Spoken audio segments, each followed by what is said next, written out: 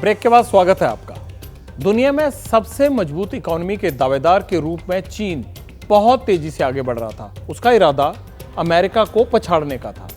पर इधर कुछ दिनों से लगातार चीन की अर्थव्यवस्था को लेकर जो खबरें और रिपोर्ट्स आ रही हैं वो उल्टे मुंह गिरती दिखाई दे रही है। चीन पर निवेशकों का भरोसा घटा है, वहां बेरोजगारी बढ़ी है।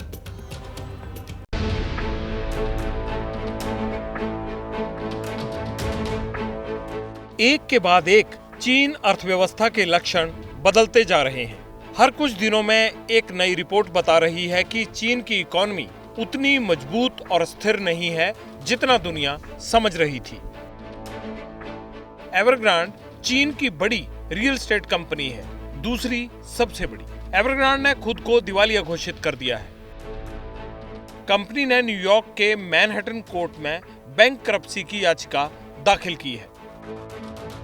एवरग्रांड ने जुलाई में पिछले 2 साल की अर्निंग रिपोर्ट पेश की थी। रिपोर्ट में बताया गया था कंपनी को 2 साल में $81 बिलियन का नुकसान हुआ है। चाइना की इकोनॉमी पे खासकर जो हाउसिंग सेक्टर है उस पे बहुत ज्यादा असर पड़ा है और ये जो हाउसिंग सेक्टर है ये चाइना की इकोनॉमी का मोर देन अ क्वार्टर हिस्सा है और अगर इसमें प्रॉब्लम आती है तो डेफिनेटली चाइना की इकोनॉमी पे इम्पैक्ट आएगा। कोविड के बाद से ये सोचा गया था कि मे बी जो कोविड के दौरान जो पेंट अप डिमांड थी वो शायद बढ़ेगी। एक बारी कोविड की स्थिति जो है उससे हम उभरेंगे उसके बाद, लेकिन हम देख रहे हैं कि जो चाइना की इकोनॉमी है वहां पर कंज्यूमर स्पेंडिंग भी कम हो रही है। चीन की इकोनॉमी की तरफ सभी का ध्यान रहता है। उसके मजबूत किले में दरार पड़ रही है और वह भी दिखलाई दे रही है। शी जिनपिंग ने इस बारे में फरवरी में बयान दिया था, लेकिन चाइनीज मीडिया ने इसे दबा कर रखा। मगर अब हालात हाथ से बाहर निकल गए हैं। ना चाहते हुए भी बयान सार्वजनिक करना पड़ा। जिनपिंग ने कहा, पश्चिमी देश का आधुनिकीकरण अधिकतर लोगों के हित में नहीं है, बल्कि पूंजीगत हितों को बढ़ावा देने की कोशिश करता है। आज पश्चिमी देश परेशानियां बढ़ा रहे हैं। वो भौतिकवाद और आध्यात्मिक दिवालियापन जैसी समस्याओं से निपटने में असमर्थ हैं। हमें ऐतिहासिक तौर पर धैर्य बनाए रखना है और सिलसिलेवार ढंग से एक स्थिर प्रगति पर जोर देना है। चीन के अंदर खाते बड़े उद्योगपतियों के बीच जिनपिंग का बयान सर्कुलेट हुआ था। उम्मीद थी कि सरकार के सपोर्ट से चीजें दुरुस्त होंगी, लेकिन हुआ उल्टा। जिनपिंग सरकार की तमाम कोशिशों के बावजूद चीनी बाजार में विदेशी निवेशकों के निकलने की रफ्तार बढ़ती जा रही है। विदेशी निवेशकों ने पिछले 9 दिनों में 45 अरब युआन यानी $6 बिलियन से अधिक के शेयर बेच दिए। शेयर मार्केट में चीनी कंपनियों के शेयरों में 9% तक गिरावट दर्ज की गई है।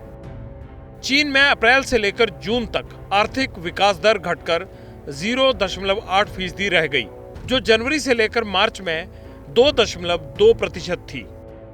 चीन में बेरोजगारी दर 21.3% के उच्चतम स्तर पर पहुंच गई है। लंबे लॉकडाउन ने चीन में मैन्युफैक्चरिंग और सप्लाई चेन को जो डैमेज किया उसकी भरपाई अभी तक नहीं हो पाई। रियल एस्टेट कंपनियां नकदी संकट से जूझ रही हैं। कर्ज न चुका पाने की वजह से वहां कई बड़ी कंपनियां पहले से ही दिवालिया हो गई।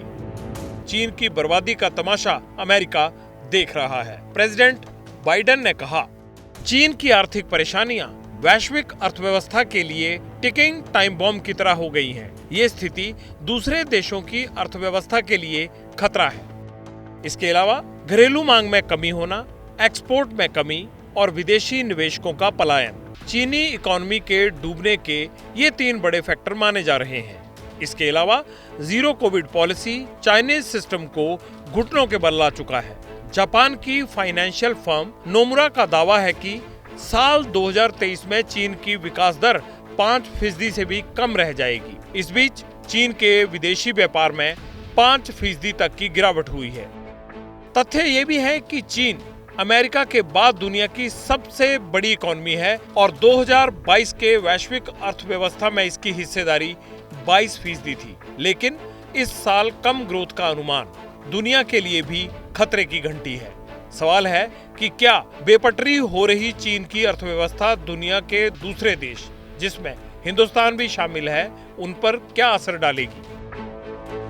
चाइना ने जैसे अमेरिका या कनाडा या जापान ने फिजिकल स्पेंडिंग की थी, वैसे ही उन्होंने फिजिकल स्पेंडिंग की कोरोना के दौरान, और उस वजह से उनका जो आर्थिक स्थिति है वो स्थिरता की तरफ नहीं जा रही है। इंडस्ट्री का ग्रोथ है वो भी बहुत कम हुआ है, बहुत फॉल कर रहा है। इस वजह से जो चाइना के अंदर प्रोडक्टिविटी है वो उसमें बहुत मेजर फॉल देखा गया। और हमने ये भी देखा कि काफ़ी सारी अमेरिकी कंपनियों ने कोरोना के काल के बाद से विड्रॉ किया है वहाँ से। देखने वाली बात यह भी है कि चीन की अर्थव्यवस्था का कमजोर होना सिर्फ चीन के लिए ही बुरी खबर नहीं है। इसका असर पूरी दुनिया पर पड़ेगा, जो किसी न किसी तरीके से चीन पर निर्भर है। सवाल ये भी है कि क्या चीन अपने बिगड़ते हालात संभाल लेता है? और आखिरी सवाल ये कि भारत जैसे देशों को इसका मतलब क्या है? चीन पर हमारी नजर लगातार बनी हुई है। हम आपको इसके बारे में लगातार जानकारी देते रहेंगे। पत्रकारिता कोई इमोशन नहीं है, ना अपना कोई ज्ञान देना है और ना कोई विचार थोपना है। पत्रकारिता क्या है? पत्रकारिता का मतलब है सही जानकारी इकट्ठा करना और तथ्य बताना। पत्रकारिता आज जितने महत्वपूर्ण दौर में है, शायद पहले नहीं थी। इस दौर से निकलने के लिए सिर्फ सच दिखाने की जरूरत है, वो सच जो आपके हित को आगे रखे। इसलिए अब रात 9 बजे प्राइम टाइम नहीं होगा, ये आपका टाइम है। जगविंदर पटियाल के साथ देखिए पब्लिक इंटरेस्ट, सोमवार से शुक्रवार रात 9 बजे सिर्फ एबीपी न्यूज पर। एबीपी न्यूज आपको रखे आगे।